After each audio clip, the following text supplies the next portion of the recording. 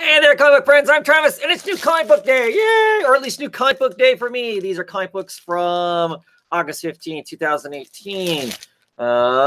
Doing this live because I didn't want to take the time to edit and put the drums at the beginning of it and whatnot. But here I am. This is like I said, comics this week. Quickly, for anybody who's watching, Comic Book Roundtable will be tomorrow, the usual-ish time on Saturday. Me and Jen, hopefully. I actually had some other people contact me about being on the show, and I have just been so busy with work that I haven't had a chance to really dig into that and reply and whatnot. And I apologize. I will get to that. Actually had today off, so I've been reading last week's comics. I actually hadn't started last week's comics until today, basically. So I've been reading comics. I originally had taken today off to maybe attempt to finish painting my house that I started last spring, but it's still like pushing 100 degrees here, and it is so smoky it's really not safe to be outside for any length of time. So anyway, let's look at the comics because that's why we're here, right? Justice League. This is issue number 6. Man, this book comes out so fast. It feels like about time I get done reading it and haven't had time to think about it. It is out again. We're back to the Justice League part of it. And yep, Snyder and Jimenez on the storytelling on the book. I've been enjoying this. It may not be deep, but it's been lots of fun. Last issue was cool with the whole, Legion of Doom aspect of it and whatnot. But I'm real curious to see what's going on here. Love that cover. Yeah, it's been fun. I've enjoyed this Justice League more than like the New 52 Justice League or those leagues that have been since then. So happy to be reading it. Gideon Falls, issue number 6. This has gotten really intense. And I'm digging it. The more it gets into it, the panel layouts are starting to really line up with some really good stuff and whatnot. I love some of the imagery as we switch between Norton and the Reverend. We have this kind of upside down flipping kind of a thing. I like that change, them doing that with a change of scenery. I think is really intriguing and whatnot. I will note that this cover, the black on it is solid, and I've always talked about the fact that on this book, the black is always kind of a scratchy kind of. See how the black back here? It's like it didn't get filled in all the way with a marker, but they chose to fill this black in all the way. Kind of curious. And these are all clearly faces, but it's also looking down, the topography of a city and whatnot. I think looking at this is probably Gideon Falls would be my guess. Well, I don't know where all those islands are at and whatnot, but anyway, it's been kind of a cool story. Looking forward to continuing to check it out. I think this is the end of an arc, I think, in this issue, I believe. So I don't know how long a gap we'll get as a TV show or movie or whatever it's going to be comes out. Anyway, Cave Carson has an Interstellar Eye, issue number 6. It's the end. It's the end of the Cave Carson stuff. I love this cover. There was a backup story in the back of this that had him podcasting. So that's like where the cover stems from. I have not been really digging these young animals after the whole Milk Wars thing, as I continue to say. This visually has been really stunning. Michael Avon Oming and Nick Flaherty on art. Great stuff. The story itself has been wanderingly aimless and not super engaging. But the art has been great. So continue to dig it for that as we roll out the end of all of the Young Animal stuff. Batgirl, the oversized issue, so it's $5 because it's the 25th issue, and they like to celebrate those issue 25s and 50s and 75s and all that kind of stuff. Exercise anniversary, and it's got a ton of people. Scott, Denny, Bennett, Darren Parsons. I mean, it's just got a ton of people in it. So I'm assuming there's multiple stories in this. And I believe after this, then we get into the new run of Batgirl. Hope Larson is completely gone. And I think Batgirl is going back to full-time Gotham shenanigans. And I believe they tweak her suit again coming up. There's a cover coming up that's got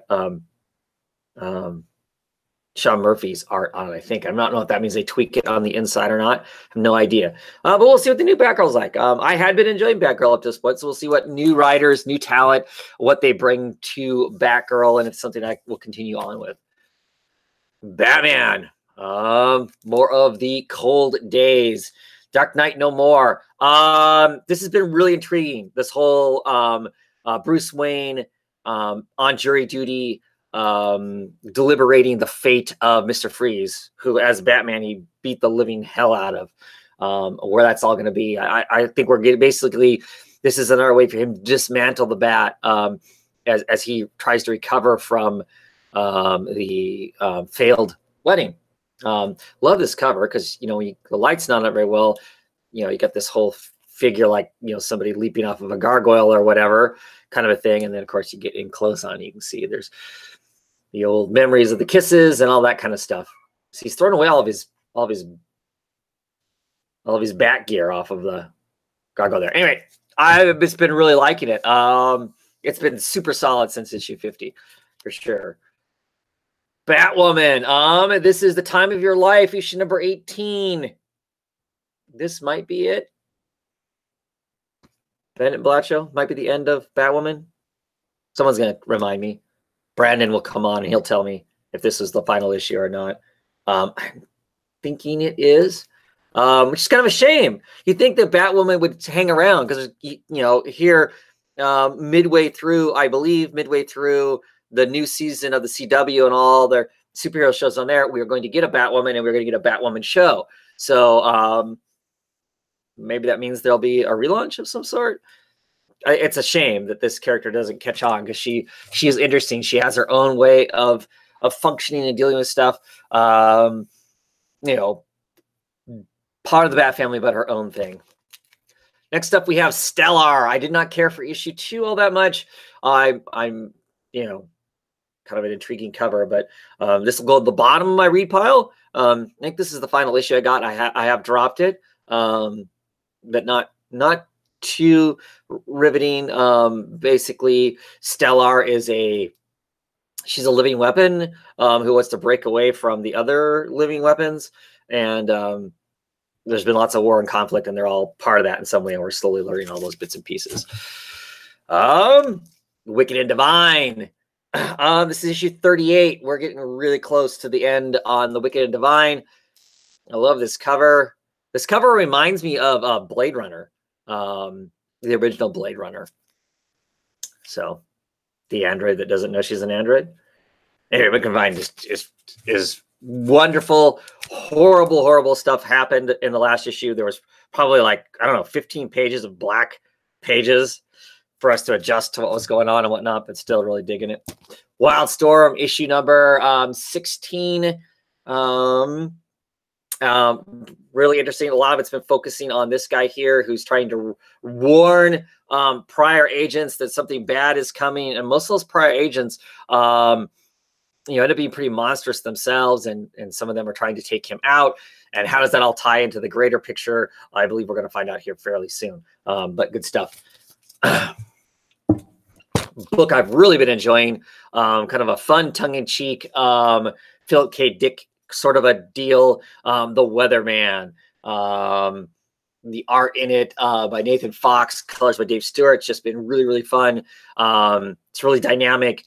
The story is pretty fast-paced and entertaining. Here it looks like this guy is literally, I don't know, with a sword or his hand or what, he is swiping and cutting some of the bullets that are coming at him into. Fun stuff. Yeah, there's all kinds of false memory type stuff and other types of sci-fi gadgetry in that one that makes it a lot of fun. Proxima Centuri, issue number 3. I don't know what's going on with the story, but it's all about the art. The art on it is just so much fun. It's just like this all the way through it, and I just absolutely love it for the eye candy of it quite a bit. Ripping through these things really fast so I can get back to reading last week's comics. At any rate, the Gravediggers Union, issue 9, I think is it. I think this is it. I think this is the end. Looks like the end type of a cover, right? Been brilliant. The art by Toby Cypress with Garda on colors has just been outstanding. It's such great eye candy because it's different from anybody else. I mean, Toby Cypress, you see his stuff, you immediately know it is his work. It is his and nobody else's. I just like his style. He's got a great kinetic feel to it. The line work that he has and whatnot, I just really like. The shapes he uses.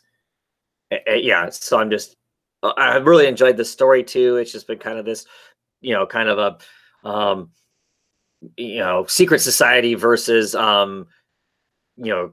things man was not meant to know, kind of a deal. Gravediggers Union stuff. Evolution issue number, what is this, 9? Yep, 9 also. Oh, you're embracing some of the evolution. This book just continues to be amazing. Look at that evolve.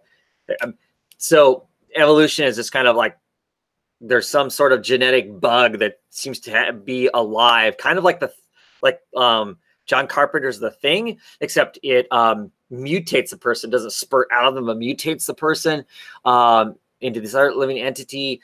Some people are embracing it. Some people see it as some sort of religious sort of a thing. There's a guy who used to work for the CDC who's kind of insane, but amongst his insanity, he has stumbled across the truth of this and is working hard to try and stop it. So just all kinds of really great stuff in it. Really intriguing. Written by like 3 writers now. There used to be 4, but I think it's down to 3 writers now. The wonderful art by Infura, who did The Bunker. Great colors by Boyd on it. Good stuff. And finally, this time around, Ice Cream Man. Issue number, what is this? Issue number 6. Ooh, love that ice cream with the eyeball. Just good stuff. This is kind of a Outer Limits, Twilight Zone sort of a book. It tells mostly individual stories with some trailings of prior issues showing up in the next issue. Like you'll see characters in the background, or they'll do a little bit of name dropping or that sort of thing. But seems not interconnected other than this Ice Cream Man fellow who kind of gives people what they want sometimes, or what they deserve. And it's just all kind of intriguing stuff. So that is it. Thank you for watching. And I'll be back tomorrow night to talk in depth some comics from last week. Have a great one, everybody.